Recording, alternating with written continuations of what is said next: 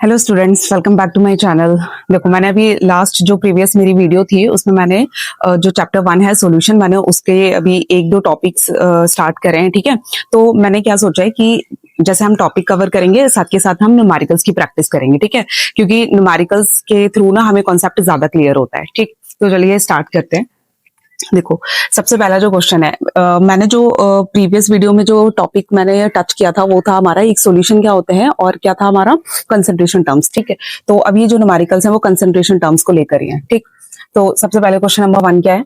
Calculate the mole fraction of ethylene glycol in a solution containing 20% of ethylene glycol by मास। ठीक, actually क्या होता है कि question के ना हमें एक एक वर्डिंग को क्लियर करना होता है। अगर क्वेश्चन की एक एक वर्डिंग क्लियर है तो आपका जो न्यूमेरिकल करने का जो मतलब टाइम है एक तो वो भी लेस हो जाता है और अच्छे से क्लियर भी हो जाता है। ठीक है, आपको मोल फ्रैक्शन कैलकुलेट करने हैं। ठीक है, किसके कैलकुलेट करने हैं? इथाइलिन ग्लाइकॉल के। ठीक, अच्छा, in a solution containing 20% of ethylene glycol by mass, मतलब ये कि आपको मास परसेंटेज दी हुई है। क्योंकि ये मास परसेंटेज क्यों है? देखो, वैसे तो परसेंटेज 3 टाइप की होती है, एक होती है मास परसेंट, एक होती है वॉल्यूम परसेंट, एक होती है मास बाय वॉल्यूम परसेंट। लेकिन यहाँ पर ना क्योंकि इसने स्पेशली बोला हुआ है कि बाय मास, तो दैट मीन्स हमें ये जो परसेंटेज दी गई है वो मास परसेंटेज है। ठीक, अब क्योंकि हमने क्या प्रिपेयर करा है? इथाइलिन ग्लाइकॉल का सॉल्यूशन। दैट मीन्स जो इथाइलिन ग्लाइकॉल है उसको वाटर में डिसॉल्व करके हमने सॉल्यूशन बनाया है। ठीक है, तो सबसे पहले ना हमें ये जो 20% है ना, 20% का मीनिंग हमें यहाँ पर लिखना है। तो यहाँ पर पहले लिखेंगे आप मास परसेंट, कितना है? 20%। ठीक, तो ये जो मास परसेंटेज है 20% का मीनिंग क्या है कि मास ऑफ, अच्छा अब मैं ये इथाइलिन ग्लाइकॉल नहीं लिखूंगी, सीधे डायरेक्ट फॉर्मूला लिखूंगी। C2H6O2 कितना है? मास परसेंटेज का मतलब है 20 ग्राम। ठीक है, इसके बाद मास ऑफ सॉल्यूशन कितना है? इस छोटे से वर्ड का मीनिंग ये है, मतलब ये कि आपको ये सोल्यूट दिया गया है, वाटर सॉल्वेंट है, और दोनों को जब आपने मिक्स कर दिया तो हमें सॉल्यूशन मिल गया।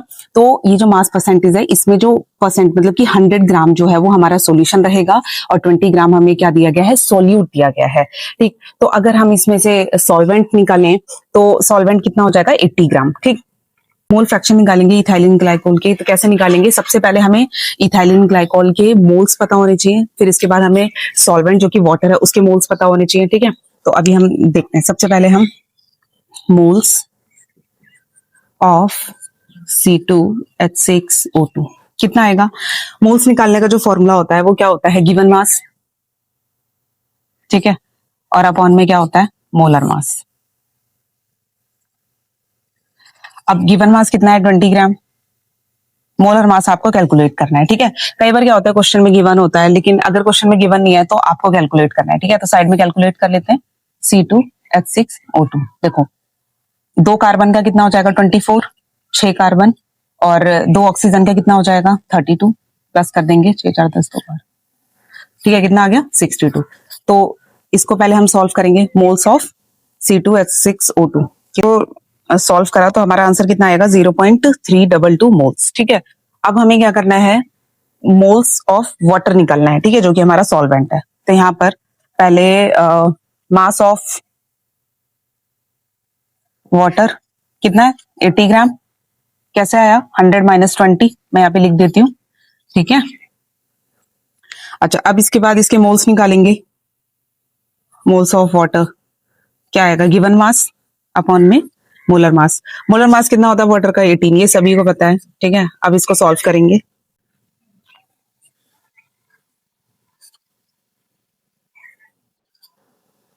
ठीक है, तो हमारे पास क्या आ गए? ये वाटर के मोल्स आ गए। तो सबसे पहला काम क्या है? हमने सोल्यूट के मोल्स निकाले, इसके बाद हमने किसके? वाटर के मोल्स निकाले। ठीक है, अब हम क्या करेंगे? मोल फ्रैक्शन का मतलब क्या है? सोल्यूट के निकाले ना, तो सोल्यूट के मोल्स ऊपर रहेंगे और नीचे क्या रहेगा? टोटल। ठीक है, टोटल मोल्स। ठीक, देखिए तो मोल फ्रैक्शन ऑफ इथाइलिन ग्लाइकोल कैसे निकालेंगे? जो इथाइलिन ग्लाइकोल्स के जो मोल्स हैं वो ऊपर। ठीक है, जिस भी कंपोनेंट के मोल फ्रैक्शन निकालने के लिए बोला जाता है उस कंपोनेंट के मोल्स ऊपर रहेंगे हमेशा, और नीचे क्या रहेगा? Total moles. ठीक, टोटल मोल्स मतलब ये जो सोल्यूट है उसके मोल्स और जो हमारा सॉल्वेंट है उसके मोल्स, ठीक है। इन दोनों को प्लस करेंगे, हमारा आंसर ये आएगा, और इसको सॉल्व करेंगे, हमारा आंसर ये आ जाएगा। तो मोल फ्रैक्शन हमारा आ गया है, ठीक है, इथाइलिन ग्लाइकोल का। अच्छा, कई बार क्या होता है कि ना क्वेश्चन में ना मतलब सॉल्वेंट के भी मोल फ्रैक्शन पूछ लिए जाते हैं, ठीक। तो वैसे तो आप कैलकुलेट कर सकते हैं जैसे सोल्यूट के मतलब सोल्यूट के मोल फ्रैक्शन कैलकुलेट करा है, ठीक है। बट एक इजी मेथड है, ठीक है, वो कैसे निकालते हैं, अगर आपको एक कंपोनेंट के मोल फ्रैक्शंस पता चल गए हैं तो आप सेकंड कंपोनेंट के मोल फ्रैक्शन को इजीली कैलकुलेट कर सकते हो। मोल फ्रैक्शन ऑफ वाटर कैसे करेंगे, क्योंकि हमारे पास दो ही कंपोनेंट हैं, दो कंपोनेंट। और मैंने आपको ना, अगर आपने मेरी प्रीवियस वीडियो देखी, मैंने आपको उसमें बताया था कि हमारे पास जितने भी कंपोनेंट होते हैं सॉल्यूशन में, अगर हम उनके सभी के मोल फ्रैक्शंस निकालेंगे तो उसका जो टोटल नंबर आएगा वो हमेशा कितना आएगा, 1 आएगा, ठीक है। तो यहाँ पर हमारे पास दो ही कंपोनेंट हैं, तो दोनों के मोल फ्रैक्शन को मतलब मिलाएंगे, मोल फ्रैक्शन को मिलाएंगे तो 1 आएगा, ठीक।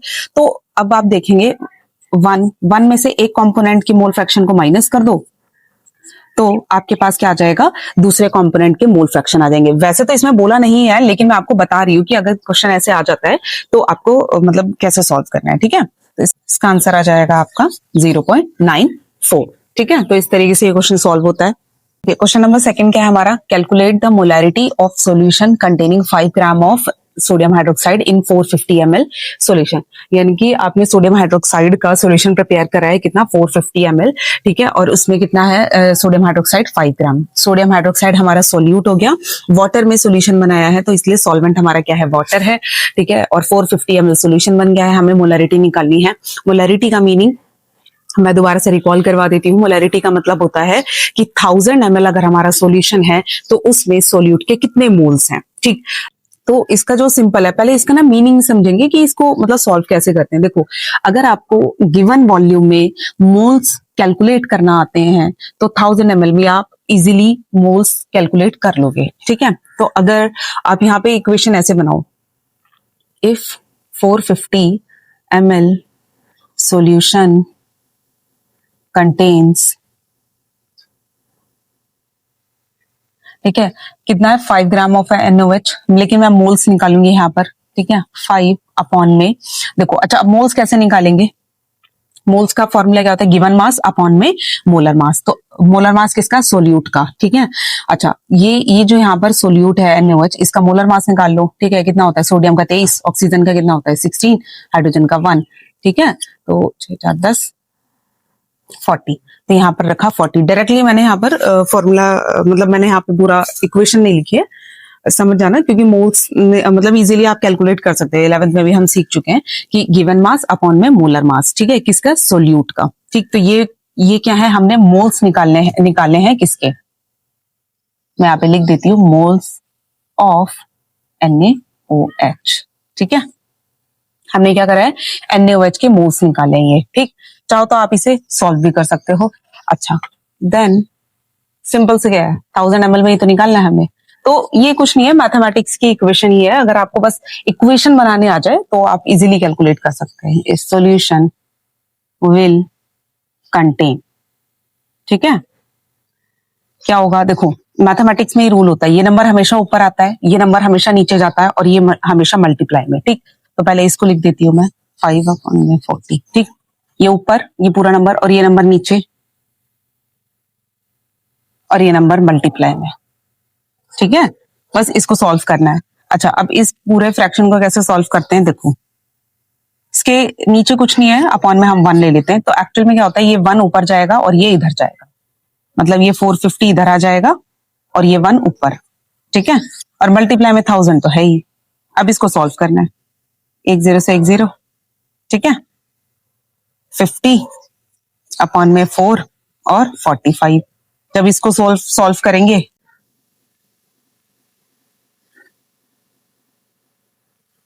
ठीक है, जब इसको सॉल्व करेंगे तो हमारे पास इतने मोल्स आ गए।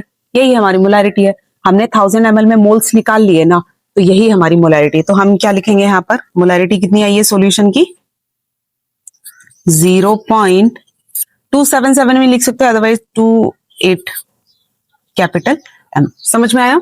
ठीक है, बहुत सिंपल है, मोलारिटी निकालना तो बहुत ही आसान है। ठीक है, मतलब बस आपको ये थोड़ा सा मतलब आइडिया लग जाना चाहिए कि सॉल्यूशन का वॉल्यूम दिया गया है, ठीक है, और सोल्यूट का मास। कई बार क्या होता है, सोल्यूट के मोल्स भी दे देता है, ठीक है, वो तो और भी आसान हो जाएगा, लेकिन अगर मास दिया जाता है तो सीधे उसके मोल्स निकालने हैं सोल्यूट के। ठीक है, तो वो गिवन वॉल्यूम में मोल्स निकाल लिए, बस इसके बाद 1000 ml में निकाल लो। मैथमेटिक्स की इक्वेशंस ही है ये, ठीक है, और कुछ नहीं है ज्यादा। ठीक, देखिए क्वेश्चन नंबर 3 क्या है, calculate molality of 2.5 gram of ethanoic acid in 75 gram of benzene. हमें इस बार क्या करना है, मोलैलिटी निकालनी है, और मोलैलिटी किसकी, 2.5 ग्राम ऑफ इथेनोइक एसिड। ठीक है, इथेनोइक एसिड का फॉर्मूला है CH3COOH। ठीक है, अच्छा, तो इसका मास हमें मिल गया, ठीक है, इन 75 ग्राम ऑफ बेंजीन। तो सबसे पहले मैं आपको बता देती हूँ मोलैलिटी का मीनिंग क्या होता है। मोलैलिटी का मतलब होता है सोल्यूट के मोल्स निकालने होते हैं हमें, किसमें, इन मतलब 1000 ग्राम ऑफ सॉल्वेंट, मतलब कि जो मोलैलिटी होती है उसमें हमें सॉल्वेंट को इन्वॉल्व करना होता है। ठीक है, तो सॉल्वेंट का अगर हम 1000 ग्राम मास लेते हैं तो उसमें हमारे सोल्यूट के कितने मोल्स आएंगे। ठीक है, तो अभी आपको सॉल्वेंट जो कि यहाँ पर बेंजीन है उसका कितना मास दिया है, 75 ग्राम। तो जब 75 ग्राम में अगर आप सोल्यूट के मोल्स कैलकुलेट कर सकते हैं तो 1000 ग्राम ऑफ सॉल्वेंट में आप सोल्यूट के मोल्स निकालेंगे, वही आपकी मोलैलिटी हो जाएगी। ठीक है, समझते हैं पहले इसे। ठीक, देखो, इफ, बहुत आसान है, 75 ग्राम ऑफ बेंजीन कंटेन्स कितना है, इथेनोइक एसिड 2.5 ग्राम लिख सकती हूं मैं, लेकिन मुझे मोल्स निकालने हैं डायरेक्ट। ठीक है, तो इथेनोइक एसिड के मोल्स कैसे निकालेंगे, गिवन मास अपॉन में मोलर मास। मोलर मास कितना होता है, 2 कार्बन है तो कितना हो जाएगा, 24। 4 कार्बन है तो सॉरी 4 हाइड्रोजन है तो 4, और 2 ऑक्सीजन है तो 32। ठीक है, 4 4 8 60, तो ये हो जाएगा आपका 60 मोल्स। ठीक है, किसके, of acetic acid. Acetic acid भी बोलते हैं, इथेनोइक एसिड भी बोलते हैं, CH3COOH, मतलब तीनों का मीनिंग एक ही है। ठीक है, देन क्योंकि हमें कितने में निकालना है, 1000 ग्राम ऑफ सॉल्वेंट या बेंजीन विल कंटेन, ठीक है, इज इक्वल्स टू, देखो मैथमेटिक्स का सिंपल रूल, ये नंबर ऊपर, ये नंबर नीचे, और ये नंबर मल्टीप्लाई। ठीक है, सिंपल सा है, मैथमेटिक्स की क्वेश्चन है, कोई इसमें बहुत रॉकेट साइंस नहीं है। ठीक है, अब देखो इसके नीचे कुछ नहीं है, अपॉन में 1 लगा दिया, ये 1 कहाँ जाएगा, ऊपर जाएगा, 75 कहाँ जाएगा, इधर जाएगा, 2.5 60 मल्टीप्लाई में 75, ये 1 क्या गया ऊपर, मल्टीप्लाई में 1000 तो है ही। ठीक है, बस आपको ये सिचुएशन जो है वो मतलब समझ में आनी चाहिए कि क्या दिया है और क्या निकालना है। ठीक है, 10 से 10, 25 10 6 75। ठीक है, मैं इसका यहाँ पे सॉल्व कर देती हूँ, 25 मल्टीप्लाई में 10, 6 मल्टीप्लाई में 75, 25 के टेबल पे ही काट दे रही हूँ मैं। ठीक है, 10 18, तो इसको सॉल्व करेंगे, हमारे पास आंसर आएगा। ठीक है, तो इसको सॉल्व करा, कितना आया, 0.55, मैंने यहाँ पे डायरेक्टली लिख दिया 0.55 मोल्स, बस यही आपकी मोलैलिटी, ये आपकी मोलैलिटी हो गई। तो इसका आंसर आप कैसे लिखोगे, मोलैलिटी इज इक्वल्स टू में कितनी आ गई, 0.55 m, बस ये हमारा आंसर है। ठीक है, देखिए क्वेश्चन नंबर 4 क्या है, calculate mass percentage of C6H6 यानी कि बेंजीन दिया गया है, एंड CCl4 यानी कि carbon tetrachloride, if 22 gram of benzene is dissolved in 122 gram of carbon tetrachloride. That means कि हमें मास परसेंटेज निकालनी है, तो बहुत आसान है। परसेंटेज निकालने का मतलब ये है कि मल्टीप्लाई में 100 कर दो, जिसकी परसेंटेज निकालनी है उसका मास ऊपर और नीचे हमेशा टोटल, तो बहुत सिंपल है। ठीक है, तो जल्दी से कैलकुलेट कर लेते हैं, देखते हैं कैसे करेंगे। देखो, बेंजीन का भी मास परसेंटेज निकालनी है, कार्बन टेट्राक्लोराइड की भी, तो दोनों का लिखेंगे मास परसेंटेज ऑफ C6H6 कितना आता है। देखो पहले ये बेंजीन का मास, टोटल मास, ठीक, और मल्टीप्लाई में 100, सिंपल सा क्या होगा, ठीक है, इसको जब सॉल्व करेंगे कितना आएगा 15.27%। ठीक है, अब हम क्या करेंगे मास परसेंटेज। अब देखो दूसरा तरीका क्या है, मतलब ये सॉल्वेंट का अगर हमें मास परसेंटेज निकालनी है तो सेम ऐसे ही मेथड से कैलकुलेट करेंगे। बट एक सिंपल सा अगर मैं मेथड बताऊं, मतलब ये सभी को पता भी होगा शायद, अगर हम mass percentage of second component निकालने जाएं तो देखो ओवरऑल टोटल परसेंटेज कितनी होती है 100। तो 100 में से अगर हम एक कंपोनेंट की परसेंटेज को माइनस कर देंगे तो सेकंड कंपोनेंट की परसेंटेज आ जाएगी। ठीक है, दूसरा मेथड ये भी है। ठीक, अदरवाइज नॉर्मली जैसे ये करते आ रहे हो वैसे भी आप कर सकते हो कि जो सॉल्वेंट है उसका मास ऊपर रख दिया, नीचे टोटल और मल्टीप्लाई में 100। ठीक है, अदरवाइज ये सिंपल है, इसको भी सॉल्व कर सकते हो और आंसर निकाल सकते हो। ठीक है, तो देख लेते हैं माइनस करके कितना आएगा। ठीक, तो बस ये आ गई मास परसेंटेज किसकी, CCl4 की। यही हमें कैलकुलेट करना था। ठीक है, ये बहुत ही आसान था। देखिए क्वेश्चन नंबर 5 क्या है हमारे पास, calculate the mole fraction of benzene in solution containing 30% by mass in carbon tetrachloride.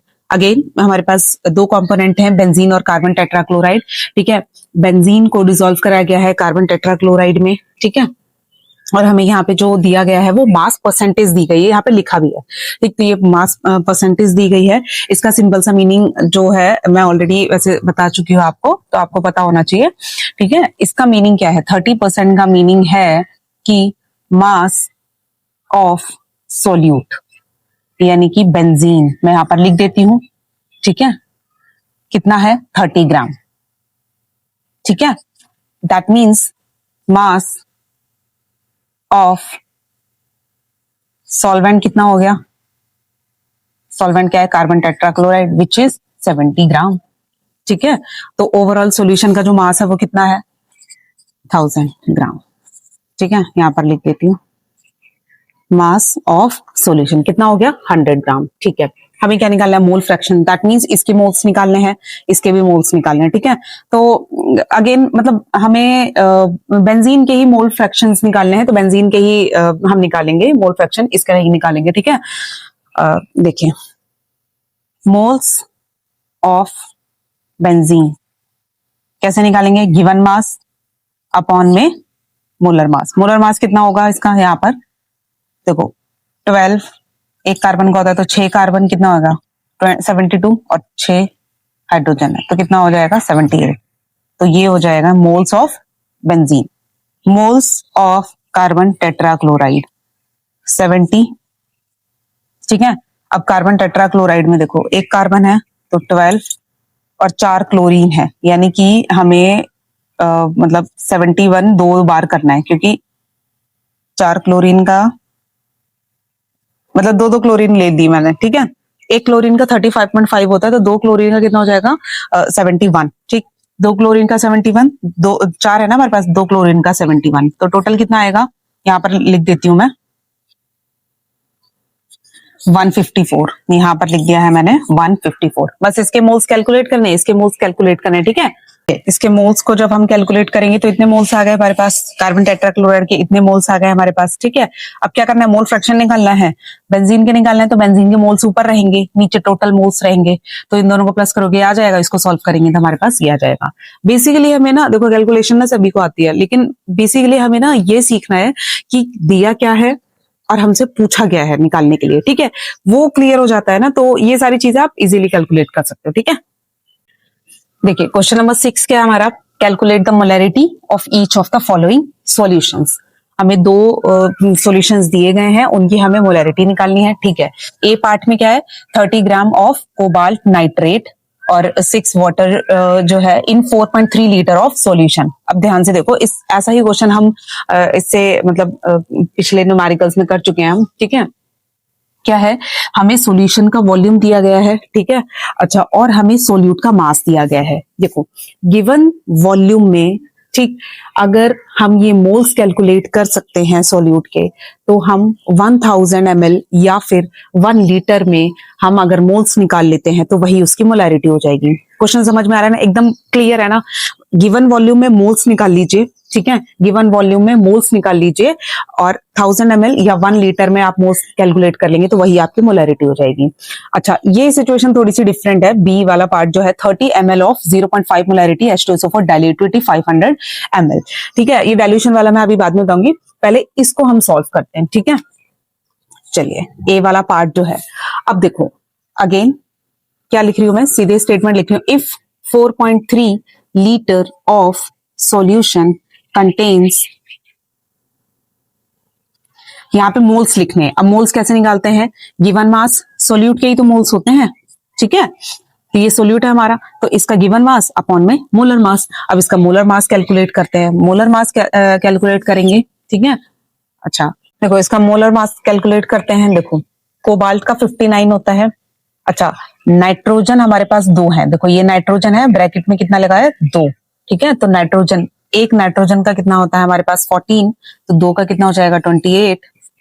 ठीक है, और ऑक्सीजन देखो यहाँ पर 3 है और ब्रैकेट के बाहर 2, तो 3 2 जा 6। ठीक, तो ऑक्सीजन कितनी हो गई 6। ठीक है, और एक ऑक्सीजन का कितना होता है 16, तो 16 को 6 से मल्टीप्लाई करेंगे, कितना आ जाएगा 96। समझ में आया मोलर मास। देखो कैसे निकालना है, पहले कोबाल्ट का लिख लिया 59। अच्छा, नाइट्रोजन ब्रैकेट के बाहर देखो 2 है, तो नाइट्रोजन कितने हो गए 2, तो 2 का कितना हो जाएगा 28। अच्छा, ऑक्सीजन यहाँ पर 3 है और ब्रैकेट के बाहर 2, तो पहले इनको मल्टीप्लाई करो, 3 2 जा 6, और ऑक्सीजन का कितना हो जाएगा 6, मतलब ऑक्सीजन कितनी हो जाएंगी 6 और एक ऑक्सीजन का 16, तो 16 को 6 से मल्टीप्लाई करेंगे। ठीक है, क्लियर होना चाहिए। अच्छा, और साथ में वाटर भी है। अच्छा, एक वाटर का कितना होता है 18, तो 6 हमारे पास वाटर है, तो कितना हो जाएगा 18 को 6 से मल्टीप्लाई कर दो 108। ठीक, अब प्लस कर दो इन्हें। ठीक है, कितना आ जाएगा 291। ठीक है, तो कितना आ जाएगा हमारा 291। अब इसको ना कैलकुलेट कर लेते हैं।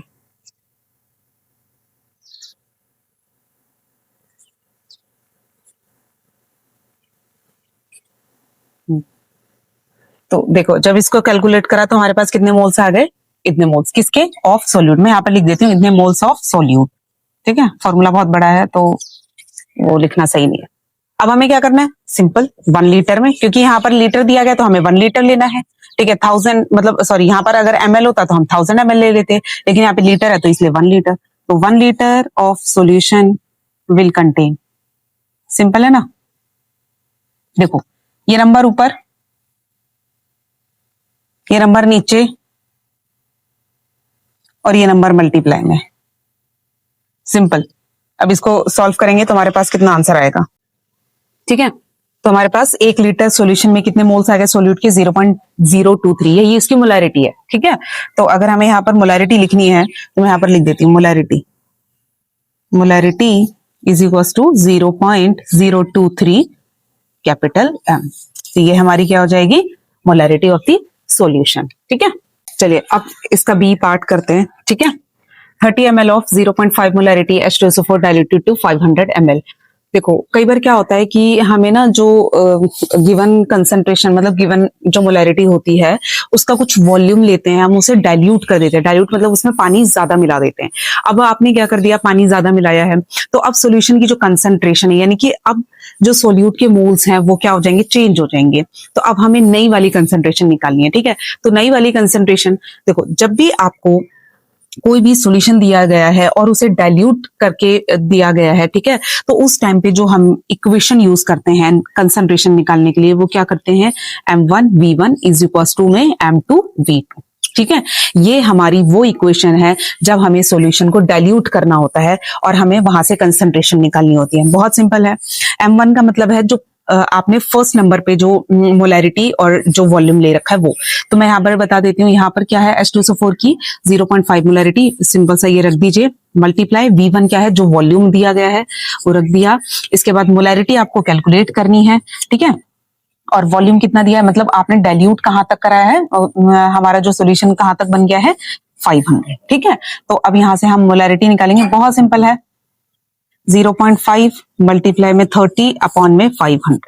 ठीक है, एक जीरो से एक जीरो और ये डेसिमल हटा देंगे तो ये 10 आ जाएगा, तो इसका आंसर कितना आएगा 15 अपॉन में 500।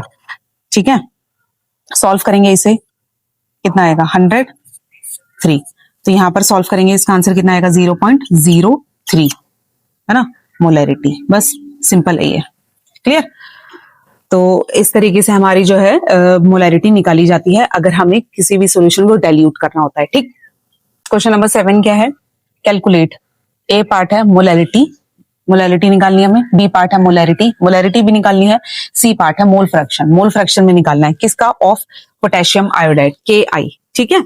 मतलब हमें तीनों चीजें निकालनी है, molarity, molarity and mole fraction किसका, KI का।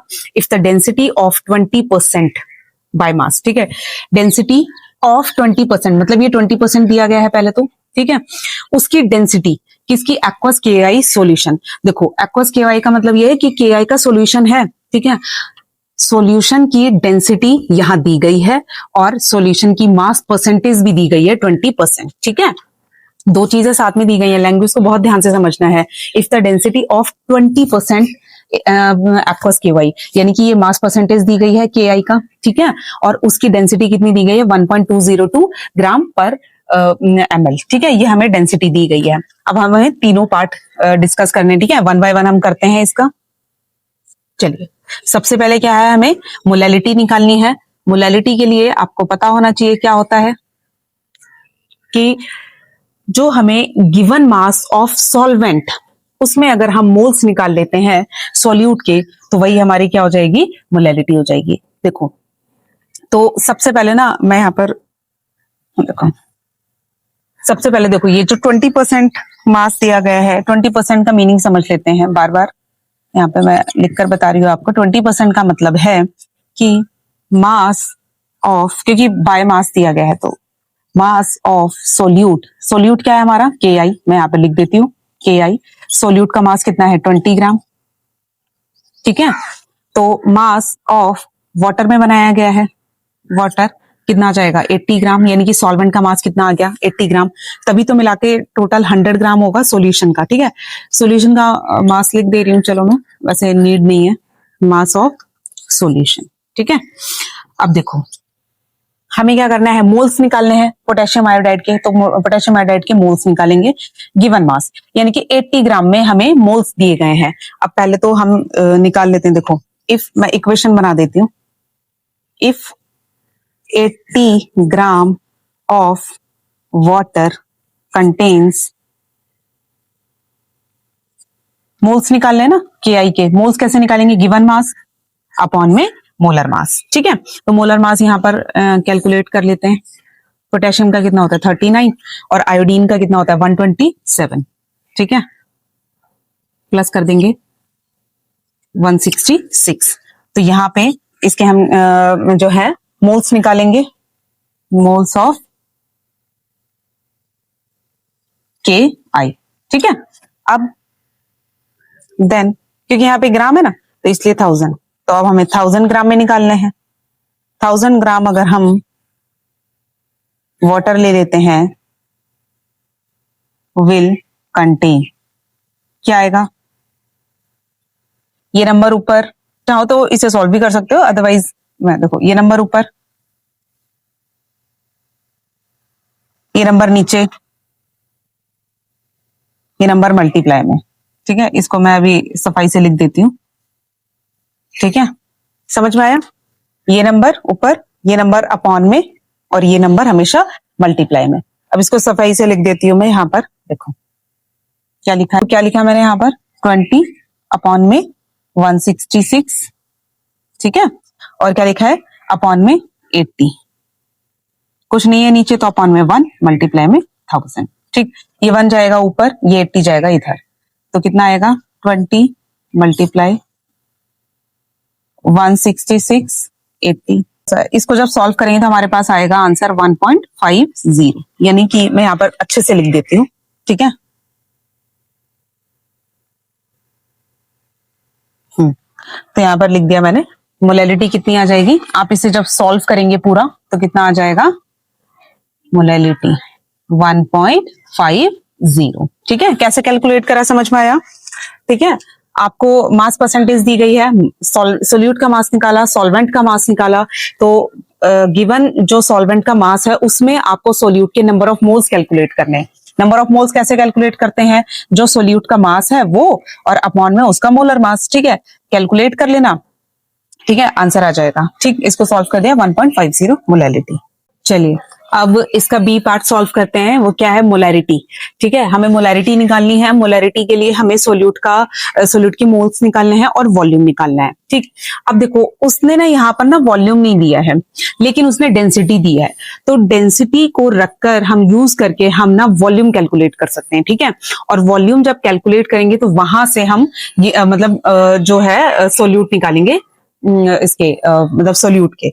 अब देखो कैसे कैलकुलेट करना है। देखो सबसे पहले ना डेंसिटी का फॉर्मूला, डेंसिटी का फॉर्मूला क्या होता है, मास पर वॉल्यूम। ठीक, डेंसिटी आपको गिवन है, ठीक है जी, मास आपको गिवन है, सॉल्यूशन। अच्छा ये ना डेंसिटी किसकी है, सॉल्यूशन की है, तो यहाँ पर जो मास है वो किसका होगा, सॉल्यूशन का, और यहाँ पे जो वॉल्यूम होगा वो भी किसका होगा, सॉल्यूशन का।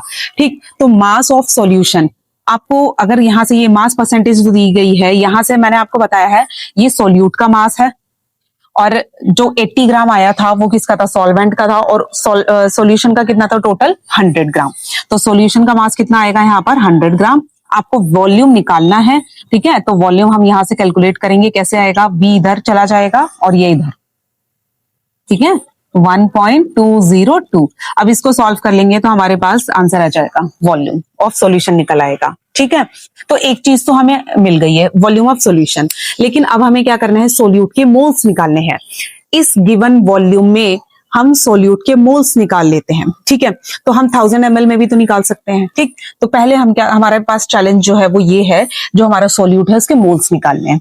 तो मोल्स ऑफ सोल्यूट कैसे निकालेंगे, मोल्स ऑफ KI कैसे निकालोगे आप, गिवन मास सोल्यूट का और अपॉन में मोलर मास, मोलर मास कितना आएगा, 166। ठीक है, तो इस चाहो तो इसको सॉल्व भी कर सकते हो, नहीं तो कोई दिक्कत नहीं है। अब तो देखो इसको वॉल्यूम का मैंने कैलकुलेट कर लिया, इतना आ गया। ठीक है, और मोल्स ऑफ KI कितने आ गए, इतने आ गए। अब देखो इस वॉल्यूम में हमें KI के कितने मोल्स दिए गए हैं, इतने मोल्स दिए गए, तो 1000 ml में भी निकाल सकते हैं। ठीक है, तो यहाँ पर लिखेंगे if 83.19 ml of solution contains इतने मोल्स, ठीक है, ऑफ KI, बहुत आसान है देखो, then 1000 ml of solution will contain, कितना होगा, देखो ये नंबर ऊपर, ये नंबर नीचे, ये मल्टीप्लाई, सिंपल, 120 83.19 मल्टीप्लाई में 1000। जब इसको सॉल्व करेंगे तो हमारे पास जो आंसर आएगा, इसको जब सॉल्व करेंगे तो हमारे पास आंसर आ जाएगा इतने मोल्स। ठीक है, तो यही हमारी मोलैरिटी हो गई। तो मैं यहाँ पर लिख देती हूँ, मोलैरिटी कितनी आ गई हमारी सॉल्यूशन की, 1.44 कैपिटल M। ठीक है, ये हमारी हो गई मोलैरिटी। क्लियर, अब हम सी पार्ट करते हैं इसका, मोल फ्रैक्शन। ये तो और भी आसान है, मोल फ्रैक्शन निकालना है हमें, पोटेशियम आयोडाइड के मोल्स चाहिए, ठीक है, और हमें सॉल्वेंट के मोल्स चाहिए। ठीक है, तो मैं यहाँ पर लिख देती हूँ moles of potassium iodide, given mass upon में मोलर मास। ठीक है, इसके बाद मोल्स ऑफ वाटर कितना होगा, देखो 100 में से 20 गए, कितना 80, तो यानी कि सॉल्वेंट का मास कितना है 80, और इसका कितना होता है मोलर मास 18, तो इसके मोल्स निकालेंगे, और मोल फ्रैक्शन ऑफ KI कैसे निकालोगे। ठीक है, देखो इसके मोल्स और इसके मोल्स। ठीक है, अब इसको जब सॉल्व करा, देखो पोटेशियम आयोडाइड के मोल्स निकालिए, वाटर के मोल्स निकालिए, और टोटल मोल्स रख दिया हमने। ठीक है, और इसको सॉल्व करेंगे तो हमारे पास आंसर कितना आ जाएगा, 0.0263। ठीक है, तो ये हमारा मोल फ्रैक्शन, तो ये हमारा क्वेश्चन जो है पूरा सॉल्व होता है। ठीक,